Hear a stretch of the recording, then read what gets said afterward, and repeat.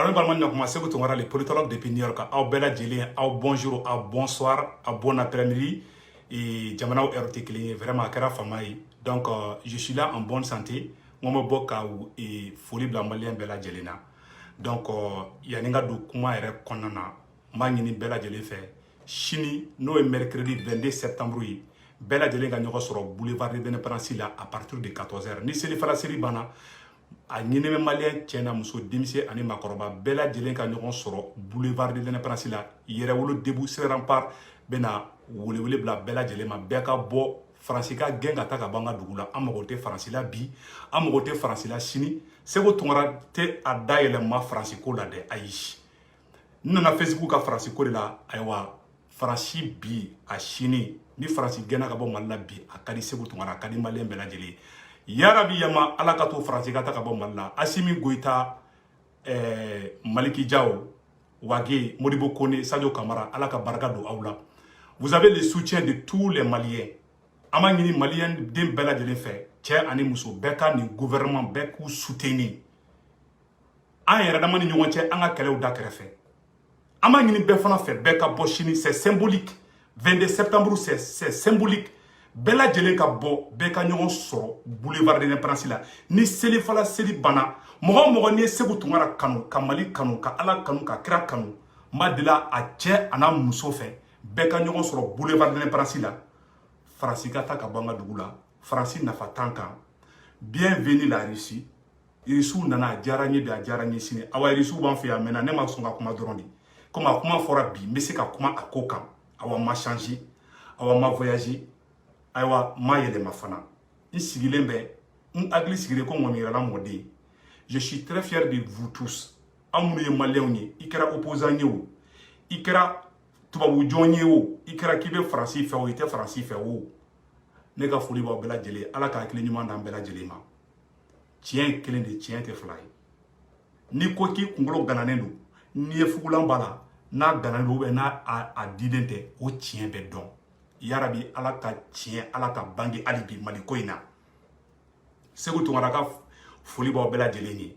n'i y'a ye n famana aw ma fana parce que ko caman nana don n senkɔrɔ n tɛna don a détail la ko personnel b'a la fɛn caman b'a kɔnɔna na mɔgɔ si juguya tɛ n kɔnɔ rancune zéro à la base n'i y'a ye n bɔra bi yɛrɛwolo tɛ se ka bɔli kɛ ko ne Seko Tunkara hali ne bɛ saya dilan de kan ni n bɛ se ka n da lamaga n bɛ n da lamaga ka maliyɛnw na bɔ maliyɛnw ka bɔ parce que ne ka kɛlɛ kun ye Faransi ka taa ka bɔ Mali la awa ne ma changer o la ala kana changer o la ala kana maa si changer o sira kan maliyɛnw a ye Assimi dɛmɛ a ka baara la ni sɔrɔsiw filɛ ne hakili sigilen don ne y'a fɔ an ka da ka sunɔgɔ ko ne hakili sigilen don i ma ne lafiyalen bɛ ne ye n ka ciw ɲɛnabɔ problème tiɲɛna problème dɔw kun bɛ yen n tɛ dogo a la a y'a kɔlɔsi Faransi ma ɲi dɛ Faransi kɛlɛ ma nɔgɔn dɛ n bɛ n pan o yɔrɔnin kunna donc n bɛ mun ɲɛfɔ aw bɛɛ lajɛlen ɲɛna maliyɛnw a y'aw tɛgɛ di ɲɔgɔn ma bɛn dɔrɔn de bɛ se ka to Mali bɛ se ka libérer bi walayi ala Assimi bɛ yɔrɔ min na bi Assimi kɛra maliyɛnw ka bɔnbɔnni kalama de Sadio ni n ko Assimi n ko CNSP bɛɛ a bɛɛ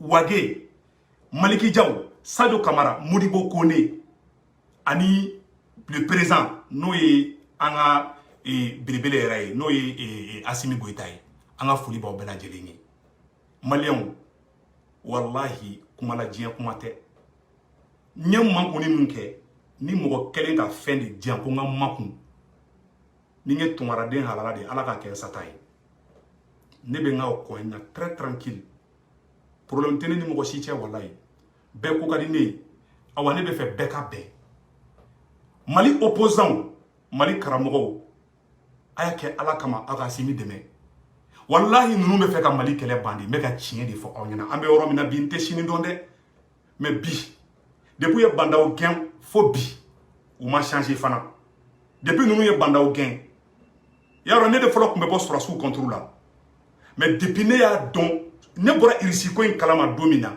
ne sera ka dɔ yɛlɛma ɲama kɔrɔ o b'a yira k'a fɔ ne ta ye Mali ko de ye ne ta tɛ mɔgɔ ko ye ne ta tɛ wari ko ye Amérique ye dugu ye n'a ye ne Segu diya ne bɛ kɛ milliardaire ye dugu in kɔnɔ Amérique ye wallahi ala ne bɛ fɛ ka sale affaire kɛ ka galon tigɛ mɔgɔw ye ka sɔrɔ n tɛ mun ye ne bɛ se k'o kɛ Amérique yan ka sɔrɔ maliyɛnw t'a kalama wallahi ala donc ne bɛ mun ɲɛfɔ aw ɲɛna maliyɛnw ne ma fɔ mɔgɔ ka dan ne la dɛ n tɛ sini fana dɔn dɛ mais ne bɛ yɔrɔ min na ko bi wallahi ala kana nata da masi kan ala kana nata da Asimi kan ala kana nata da masi kan Mali ko in ne ye wari mun bɔ n yɛrɛ kun ka don Mali ko in na a bɛ CFA 30 millions bɔ a y'a sɛbɛn ka da ne ye wari mun bɔ n yɛrɛ kun ka don Mali ko la a ka ca CFA millions 30 ye a tɛ se ka fɔ sema kelen mun filɛ MNL kelen filɛ ne kun bɛ wari bɔ k'u to Wagadugu jadisiw kelen k'u gɛn u taara Wagadugu ka mɔgɔ caman kun bɛ yen nɔ ne kun bɛ wari ci u ma kuma bɛɛ tɛ se ka fɔ réseau sanfɛ ne donna réseau kan de pour que Faransi ka taa ka bɔ an ka dugu kɔnɔna na ne ka Facebook yɛrɛ kanu Faransi ka taa ka bɔ an fɛ yen n tɛ Faransi fɛ bi n tɛ Faransi fɛ sini n tɛ Faransi fɛ sinikɛnɛ n y'a fɔ n y'a bɔgɔla dɔn awa n da ma yɛlɛma awa ala kana n da yɛlɛma n b'a fɔ n ko n da tɛ yɛlɛma dɛ parce que Maliko la n'i ko k'i tɛ nin kɛ dɔrɔn i b'a kɛ parce que o dɔrɔn o danga de don n'i bɛ Maliko la o de kosɔn ne t'a fɔ n ko n tɛ nin kɛ ne bɛ ala deli ala kana ne fana yɛlɛma walayi jogojugunin dɔw bɛ se ka kɛ n na peut-être mais mun ye ko Faransi ne ka kɛlɛ ye Faransi de ka taa ka bɔ Mali kɔnɔna na ko ne ka tila tuguni ka n da yɛlɛma o Faransi ko kɛlɛw la ala ko n'o da diyan n b'a deli ala fɛ n bɛ saya fisa k'a fɔ ko n donna ni mun ye n ka tila tuguni ka o contraire fana fɔ aw ɲɛna jogo wɛrɛw bɛ se ka kɛ n na dɛ n m'o fɔ dɛ mais mun ye ne ka lutte ye Faransi de ka taa ka bɔ Mali kɔnɔna na yɛrɛwolo débouchement par b'o ligne de kan ala ka barika don yɛrɛwolo la awa Asimi Goïta fanga in i taatɔ la fanga in bɛ di yɛrɛwolo ma an bɛ candidat dɔ choisi yɛrɛwolo la o bɛ fanga in ta malien tɔw Mali politiciens aw ma dɔgɔyama tɛ Mali karamɔgɔ aw ma dɔgɔyama tɛ Asimi les pros comme on appelle là les gens qui veulent que la France quitte maa minnu tɛ Faransi fɛ olu ma dɔ i la koyi awa mɔgɔ wɛrɛ tɛ se k'i garder bi ka tɛmɛ yɛrɛwolo kan yɛrɛwolo débouchement par malien aw bɛɛ ka dɔn yɛrɛwolo la groupe min bɛ yen mouvement bɛ yen ko yɛrɛwolo débouchement par an b'a ɲini bɛɛ lajɛlen fɛ bɛɛ ka don a la bɛɛ ka rejoindre c'est la libération du Mali la libération de l'Afrique va commencer par le Mali. Le président le plus aimé de toute l'Afrique aujourd'hui, c'est Assimi Goïta, le fils de Modibo Keïta. Mais doit ala ka fanga nya abulu. Nimbe ka foka e fem fana dian. Ala ka fenge ka mfaka mboro mina bi. Ala ka na bi kle bi na fe man faka. Na tataka. Nyo de fois toujours ne ka kele Maliko di walai. Ne te mogo kele la ala kana mo ajuya dun kono. Ne be kele kede moi je suis sans rancune ne mu dira na ne bo boko fo pion oh no ma be ma fana o yi kungo yi bolo koyi ne ke ne ndafo parce que ne ba de ye munga mai ne ke ne go fo de o ne ke chogo yi o be ni ke chogo do jera te kala men ala kana majuya do segu to ngara dusukun konnana malien anga kenyo fe Assimi Goïta kana shogel blade mbe sigi kuma kan chien saba Assimi Goïta kana shogel bla Assimi Goïta kana shogel bla kani ka ministre kelen licencié folo ni gouvernement fallait dans le droit état dabla abina fa dangalama di do kana gouvernement fallait kana mo chi fallait mo glan moul mo glan machine amono de glan ko bla Mali kura in konana ka Mali kura in jono yi mama de be fe Mali kura in ka jo amba nyine o bela de le fe be kana fara Assimi kan fara ni nga korote ko Assimi ka waro ba poche la ka dia malien aya sigina yi kele ma ban folo de irisu nana irisu be Mali kono munu fana be ka bodongo don ko vraiment irisu nana ou mercenaire de donde ou nana Assimi de garde de malien ne de ya fo aw nyana irisi munu nana billahi nana Mali libéré kanima mbe affaire mba kalama wallahi ala nti galon tiga aw yede abaro ni mun te tiene te ndado ala ni nge mun fara fo ni tiene be ski ko fo parce que foi man jena tikela yere ma horonya obeli bulubi. Pression je dis ce qui vient dans ma tête. Personne n'a la pression sur moi. Je n'ai rien pris avec qui que ce soit pour changer. Ni a eu fana menama kuma a bêté ce qu'a fait réseau sans fait. Ni a fait réseau sans fait sans droit. Au fana dama débat wera de glitolay. Donc te fait ka do détail là. Malien ni a mana réseau sans fait. Mali yere problème faci tede ni yere ka problème personnel de don Amérique konana. Ne faut pas do de ke billahi un senderla na masafara de kan mu be ka glisser ka taga de mu ta kalama jam mako kun satolo do ngere minama nsigile me video kala membe dan woro parce que ni o fa sando en siga be to ko ta ko je dogo de kima ka be yere be ni bela tu vois x y angam pa woro kuna donc be mu nyefo maleo nyana segur tungara est en bonne santé au be kadinye ay Assimi deme Mali karamɔgɔw, Mali politiciens a y'a kɛ Ala kama. Mɔgɔw de sara, mɔgɔw faw sara, mɔgɔw baw sara, falatɔninw cayara, muso furuyatɔw cayara. Ne segu bɛ kasi de, dɔw y'a kɛ i n'a fɔ ne kunkolo man ɲi. Wallahi mun bɛ kɛ adamadenw na, i yɛrɛ bila u place la. Dɔ ka ti e denmuso minɛ k'o diyagoya di mɔgɔ dɔw ma k'olu k'o furu i yɛrɛ den. Ou bien k'i fa faga i ɲɛna, ou bien k'i ba faga i ɲɛna. Ça te donne du traumatisme. N'o bɛ ka kɛ e balima la o ma fɛn diɲɛ e ye. N'an hinɛ ma don ɲɔgɔn na, wallahi an tɛ se ka jamana in libérer. An ka yɛrɛ poche kɔnɔko kɛlɛ dabila. Anw yɛrɛ bɛ n'an sigi de k'a lajɛ ni gɛlɛya donna Mali la don min na, anw bɛ wari fara ɲɔgɔn kan Amérique k'a ci Mali gouvernement ma u ka Mali dɛmɛ. Anw de kan ka, c'est à dire que anw de kan ka jamana in dɛmɛ k'a fɔ e ye mun de k'i ka jamana ye. Mais e ka kɛlɛ kana kɛ ko fo dɔ de ka den ma e ko bila i poche la. Ni dɔnni ma di e ma, Assimi man ɲi. Assimi, non, non, non, Assimi n'est pas bon. Assimi ye place ni den ma. Non, Assimi ka ɲi. O de Mali ci. Ou bien a ye premier ministre bɔ ye. A ye mɔgɔ ko kɛlɛw dabila. A y'aw ɲɛbɔ ɲɔgɔn na. A ye ɲɔgɔn to yen. Ala a n'a kira kama. Activistes a ye ɲɔgɔn to yen. Politiciens a ye ɲɔgɔn to yen. Jugu kelen de b'an bɛɛ la. Jugu tɔgɔ de ko Faransi. Jugu jamu ko Macron. Mali jugu tɔgɔ ko Faransi a jamu ye Macron de. Awa a ka taga ka ban ka dugu la. An t'a fɛ bi, an t'a fɛ sini, an t'a fɛ sinikɛnɛ. Ayiwa Assimi, an bɛ mun ɲɛfɔ i fana ɲɛna i kɔlɔsi i yɛrɛ la. I ye Irisi ko kuma mun fɔ bilahi Faransi ti to yen. Ne ye kuma fɛn fɛn fɔ a bɛɛ nana. Mais ne kelen tɛ maliyɛnw ne b'aw fo wallahi ala. Segu Tunkara b'aw fo. N'i y'a ye Segu Tunkara aw de don. Awa ne tɛ fɛn dɔn koyi. I ma ne filɛ yɔrɔ na examen bɛ ne bolo. Ne yɛrɛ bɛ kalan na, ne bɛ yɔrɔ na sa, ne ye kalan dɔw reprendre. Parce que adamaden n'i y'a bila i kunna k'e bɛ fɛn bɛɛ dɔn. I tɛ fosi tɛ don i kunkolo cɛmancɛ la. Wallahi. Ne bɛ dɔnniya ɲini de la hali bi. N bɛ se ka Mali dɛmɛ cogo min na. Ala ye Mali kanu don ne dusukun na. Ne ka Mali ko kɛlɛ kɔnɔna na. Wallahi ne m'a ɲini ka bɔ mɔgɔ kun. Mɔgɔ dɔ bɛ hinɛ ka fɛn dɔw kɛ n ye, o y'o delila ka kɛ ka tɛmɛ Ala ko tiɲɛ n tɛ nkalon tigɛ. N ye fɛn dɔw sɔrɔ. Mais ka fɔ de ko ne de ka e ka nin di ne ma ko ne ka taa n da yɛlɛma n'o ye depuis Ala ka n d'a ma kɛ, Ala kana kɛ fana. Ne bɛ kɛ mɔgɔ fɛ conviction de la. Maliyɛnw, i bɛ dɔrɔmɛ kelen ni mun sɔrɔ. An bɛ diɲɛ mun kɔnɔ bi maliyɛnw, a y'a bila aw kunna. An bɛ diɲɛ kɔnɔ temporairement de, an bɛ séjour la. Don dɔ la an bɛɛ bɛ taga ɲɔgɔn sɔrɔ kaburu kɔnɔna na. O ye fɛn fɔlɔ jumɛn ye fɔlɔ? Premièrement d'abord, muso b'i bolo i muso tɛ koyi. E bɛ sa, e muso bɛ tila ka taa bijou di cɛ wɛrɛ ma. Deuxièmement, wari b'i bolo i ka wari tɛ. Mobili b'i bolo i ka mobili tɛ. An bɛ sa k'an ka mobiliw to, an bɛ sa k'an ka wariw to, an bɛ sa k'an ka sow to, an bɛ sa k'an ka fɛn bɛɛ lajɛlen to. Ni miiro la, an ka kɛ ɲɔgɔn fɛ. An bɛ yan wagatini kunkurunin dɔrɔn de la. An kana ɲɔgɔn juguya. Ni fɛn fɛn ma, ni saya ma fɛn fɛn ban, foyi tɛ se k'o ban. Juguya de b'anw fɛ yen farafinna. Juguya in ye jumɛn ye? Fɛn dɔnbaliya de don. Ne kɔnɔ jɛlen don. Piyan! Mɔgɔ si juguya tɛ ne kɔnɔ walayi. Awa ne ka duwawu bɛ maliyɛn bɛɛ lajɛlen. Hali kaso ma zon kuntigi, a zon chef, a zon dugutigi, ne ka duwawu b'a bɛɛ lajɛlen ye. Je n'ai rien contre qui que ce soit. N tɛ foyi reprocher mɔgɔ la. Je n'ai rien à reprocher à qui que ce soit. N haminen de don. N ka jamana ka di n ye. N bɛ fɛ n ka jamana denw k'i bolo di ɲɔgɔn ma. U ka président de la République dɛmɛ. Sema mɔgɔw, rebelle Sema mɔgɔw, aw kunu neni. Mes frères de la Sema, vous êtes des Maliens comme nous. Il faut venir nous rejoindre pour qu'on puisse construire le nouveau Mali. Mais ici, n'allez nous faire mal là. Ici, vous êtes mal là. Maliens. Nous sommes Mali là. Comme mercenaires. Aux mercenaires mundo. Aramu de Bedouma. Il n'a pas Sorasi. Sorasou de Dou.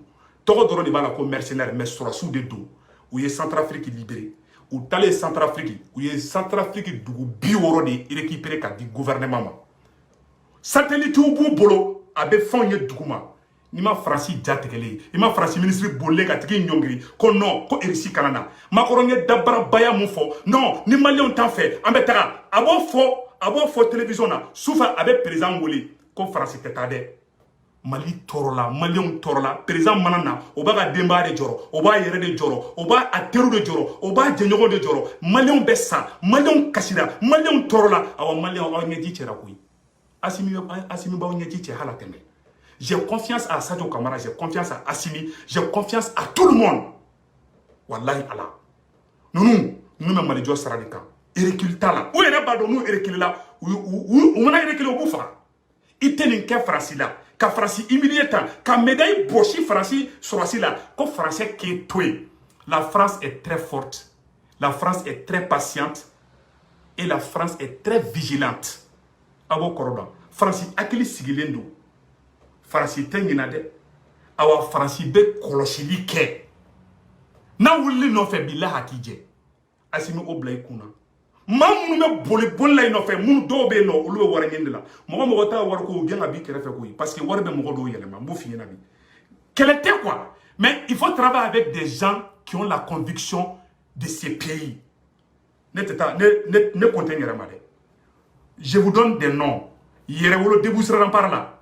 Ben le cerveau bi saka mali prisonnier. Asimi ko fami saka ben le cerveau kay. Ben le cerveau kay siriki ko eto lu bébé.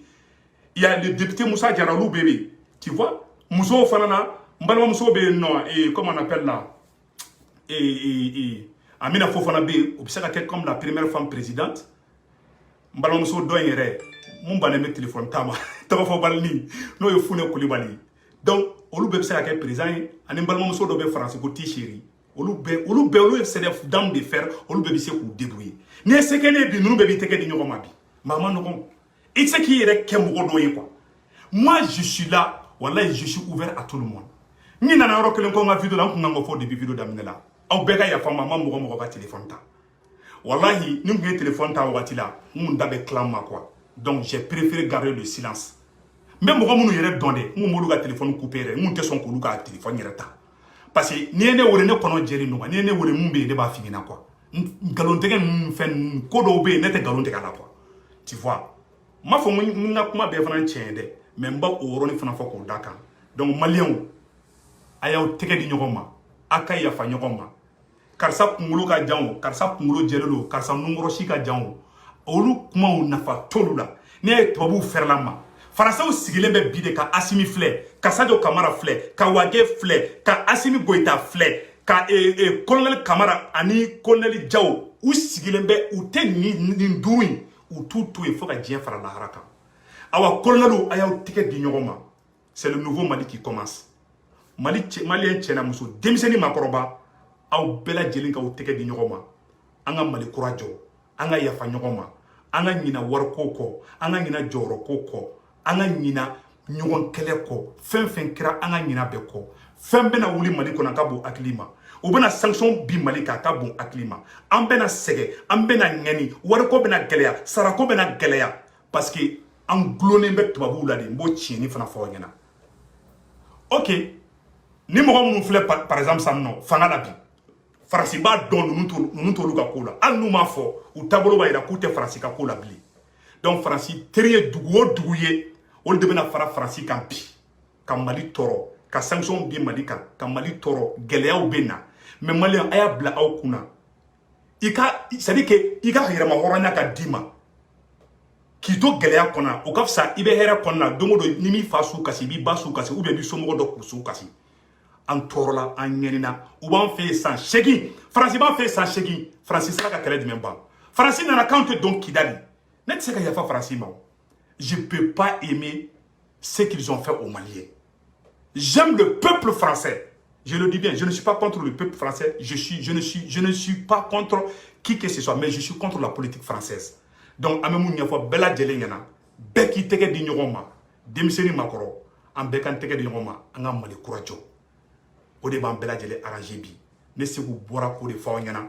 Ne ku manga na bobi normalement tendu ko wala. Peut-être Nimbora na peut-être mena clé la maman ka tana ngetuguni abe akato de mbora ka clarification de dit ne ay mbora fona yere wolo ka marché bi chini ne kunte réseau sans fait kuna chini de afrane na ko yere wolo bena marché ke ne mafli je me rappelle bien tant do domundo ko yere mo yere wolo ka parce que ne déconnecter lo ka bo Facebook kan nte WhatsApp kan nte réseau fancy ntara misiri la afrane na ko ko yere wolo ka nimbi mfana yere wolo mo do wuli o ko ma ko nga video kuyi ngo problème tala yere wolo e ne yere wolo di o korote ko ne te mouvement to fait aw be ko kadini munu be association wera wala aw be ko kadini mais ne be munni aw fait irisi munu na le flé nunu mena bara munyuma mun ke Mali kono Malien o ya nyoma na sike Centrafrique o Centrafrique dugu o ya be lafia Centrafrique ne ka video koro be aya laje munu be ka irisi ko la kushi ala ka akli nyuma di o bela jelema aw kana mɔgɔ si kɛlɛ ko bɛ ka Assimi dɔgɔya aw kana mɔgɔ kɛlɛ sema mɔgɔw n'u bɛ Kidali n'u bɛ ka kuma caman fɔ aw kana sema dɔgɔya a ye kuma n'u ye an balimaw de sema mɔgɔw ye sema mɔgɔw k'u bolo da u dusu la allons-y avec la diplomatie violence tɛ foyi ɲa karisa e tɛ Assimi fɛ i kunkolo ka bon i numara ka bon a kan'o kɛ ni mɔgɔ ka tɛ Assimi fɛ a tigi wele k'a la faamuya an mago bɛ faamuyali la san ne Seku Tunkara y'a mɛn kunun surɔ ko Faransi ministre bɛ Mali la ko bɛ ka Kamara nɛgɛn ne yɛlɛla ne dalen bɛ Kamara la ne tɛ jɔrɔ yɛrɛ parce que ne b'a dɔn Kamara b'a dɔn a kan ka mun kɛ ne t'ale sɔrɔ hali ne t'a fɔ sɔrɔsiw ɲɛna n ka a kana nin kɛ bilen koyi mais ne b'a fɔ u k'u kɔlɔsi u yɛrɛ ni tubabu ma ɲi dɛ ninnu ma ɲi dɛ bilahi u kɛlen bɛ ka n ka jamana infiltrer ayiwa n bɛ conseil kelen mun fana di Assimi ma i ka téléphone b'i bolo a bɛ écouter la Faransi bolo dɛ parce que aw bɛ ka réseau min utiliser aw b'a dɔn réseau mɔgɔw n tɛ fɛ k'u tɔgɔ fɔ Facebook sanfɛ n ye n ka enquête kɛ aw sɔrɔsiw aw ka taliku waliku bɛ Mali sɔrɔsiw bɛ taliku waliku min utiliser kɛlɛkɛyɔrɔ la Faransi infiltrelen don a la Mali ɲɛmɔgɔ bɛ kuma téléphone mun na Faransi infiltrelen don a la irisiw nalen mun filɛ nin a bɛ irisiw ka télécommunication système a b'o de installer Mali kɔnɔ sisan nɔ sinon aw bɛ ko kɛla u b'a kalama de n tɛ dogo aw la ils sont au courant de tout ils sont au courant de n kɔni bɛ mun ɲɛfɔ aw bɛɛ lajɛlen ɲɛna aw sɔrɔsi minnu bɛ fanga la bi a y'aw bolo di ɲɔgɔn ma aw ka kɔlɔsi aw yɛrɛ la aw ka kɔlɔsi maa dɔw bɛ yen faso kanu tɛ wariko de don place ko de don a y'a tigiw la faamuya mais aw k'u bila devant na hali ni zon bɔra kaso la bi k'a bɛ Assimi fɛ a y'a yɛrɛ suwa aw kana yɛrɛ fisa mɔgɔ si ma mais aw ka homme de confiance aw ni minnu bɛ Mali yɛrɛ fɛn yɛrɛ kɛ ɲɔgɔn fɛ a y'a kɛ maaw ye maa minnu ye maa ladiriw ye vidéoman ɲumanw bɛ yen minnu bɛ secrets garder minnu tɛ mɔgɔw enregistrer minnu tɛ nafigiya kɛ minnu da man fiyɛ o maaw b'an na o maa caman bɛ yen jeunes ɲumanw bɛ yen minnu bɛ Mali fɛ hali défaut fitinin dɔw b'u la an bɛ se k'o défaut corriger mais an bɛ mun ɲɛfɔ Assimi ɲɛna ni i ye fanga ni ye élection kɛ sisan politicien kelenw bɛ tila ka na fanga la aw bɛ irisiw gɛn o bɛ tila ka Assimi don kaso la o y'i kunna jalen dɛ kana élection kɛ sisan dɛ élection tɛ kɛla sisan nɔ an ma pré élection kama a y'a to fɔlɔ Mali ka libérer ni Mali libérer an bɛ élection kɛ Assimi b'o conseil d'i ma kana élection kɛ sisan dɛ a baara kɛ fo Mali ka libérer ni Mali libérer la i fana kana to fanga la dɛ i bɛ taga an bɛ bɛɛ le cerveau préparer ka na n'o ye ou bien an bɛ na ni jeunes wɛrɛw ye jeunes ka ca peut-être député Musa Jara ninnu bɛ yen nɔ a hakili to député Musa Jara la dɛ a ka députéya tiɲɛna ka to IBK ka taa na parce que a ye Faransi ko kɛlɛ kɛ a y'a hakili to a fana na a y'a gɛrɛ aw la deli de don dɛ ne tɛ mɔgɔ si forcer mɔgɔ juguya tɛ n kɔnɔ bɛɛ ko ka di n ye n ka lɔfu bɛ bɛɛ lajɛlen kan minnu y'a fɔ n bɛ taa o minnu b'a fɔ n bɛ taa o n yafara bɛɛ lajɛlen ma bɛɛ fana ka yafa n ma koyi parce que n kun tɛ mɔgɔ ka téléphone ta bon ni tɛ mɔgɔ ka téléphone ta u bɛ fɛn bɛɛ bila u kunna u b'a fɔ ko nin cɛ in yɛrɛ bɛ ka yɛrɛ fisaya mɔgɔ ma parce que n'i y'a kɛ ne la a bɛ digi ne la en réalité bon komi tɛ bɛn e ma n'i fana y'a kɛ i mɔgɔ ɲɔgɔn na vraiment a tɛ bɛn a tigi ma toujours n'i bɛ fɛ ka tiɲɛ dɔn i b'i bila a tigi place de la mais rebelle sema mɔgɔw depuis Kidali n b'aw deli ala kama aw kana bi Faransi ka jɔ kɔnɔ Mali politiciens Faransikaaw nɛgɛ k'aw ka pression kɛ Assimi kan élection ka kɛ dɛ aw bɛ na dɛ Faransi tɛna Mali président sigi bilen o y'o bannen de pewu maliyɛnw de bɛ Mali président sigi Mali diinɛ karamɔgɔw an b'a deli aw fɛ aw ka dugawu don Assimi ye aw ka Assimi accompagner aw kana aw yɛrɛma k'aw tɛgɛ di ɲɔgɔn ma aw bɛɛ lajɛlen aw karamɔgɔ bɛɛ ni n donna mun fana gasi la o fana ka yafa n ma dɛ Mali activiste Mali karamɔgɔ Mali jeunesse Mali mɔgɔ o mɔgɔ ni ne Seku Tunkara donna mɔgɔ o mɔgɔ gasi la n bɛ yafa de la bɛɛ lajɛlen fɛ bi ye yafa don de bi ye nisɔndiya don de n'an ma yafa ɲɔgɔn ma an bɛ to ɲɔgɔn sama la dɔrɔn Faransi bɛ na Assimi ta ka bɔ an senkɔrɔ n'an ye Assimi perdre don o don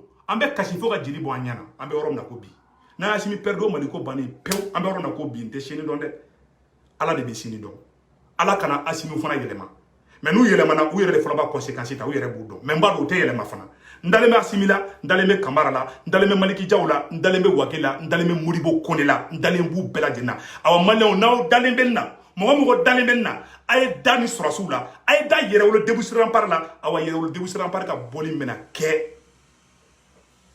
a ye bɔ fara la sini mercredi 22 septembre ni selifana seli bana bɛɛ lajɛlen ka ɲɔgɔn bɛɛ boulevard de l'indépendance la maliyɛnw n bɔra ko o yɛrɛ de fɔ aw bɛɛ lajɛlen ɲɛna aw ka hakili to ɲɔgɔn na foyi tɛ lɔbu bɔ foyi tɛ bɛn bɔ ne bɛ sigi ka Amérique étage janbaw lajɛ ka Amérique gratte-ciel lajɛ goudron ɲɛnamaw yɔrɔ ɲɛnamaw foyi tɛ jigin ne kɔnɔ ne seko tungara bɛ se ka ɲɔgɔnna si kɛ Mali la cogo jumɛn Mali bɛna kɛ tan cogo la cogo jumɛn voilà mon rêve parce que ni limana tila de i bɛ nata mɔgɔ la milliardaire tigi i bɛ taa sɔrɔ il n'est pas heureux i bɛ taa sɔrɔ fantan cɛnin b'a ka bugu kɔnɔ wallahi a nisɔndiyalen bɛ a n'a denw bɛ tulonkɛ la i bɛ taa sɔrɔ u bɛ seri kɛ daraka ye tilɔrɔ fana to surɔ fana peut-être u bɛ o to siyɛn u bɛ sana mun fɛ dɛ u bɛ bu yɛlɛ k'o kɛ surɔ fana ye u b'o dun mais ils sont heureux u nisɔndiyalen don u b'a fɔ alhamdulilayi